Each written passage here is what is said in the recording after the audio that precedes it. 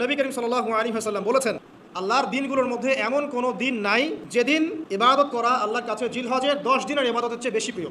এরপরে নবী সাল্লাল্লাহু আলাইহি ওয়াসাল্লাম বলছেন, এই 10 দিনের একটা সিয়াম বা একটা রোজা 1 বছর রোজা রাখার সমান, এবং এই 10 রাতের এক রাতের কিয়াম লাইলাতুল কদরের কিয়ামের সমান। 10টা সিয়াম না পড়েন, অ্যাটলিস্ট 3টা সিয়াম পারা যাবে ইনশাআল্লাহ।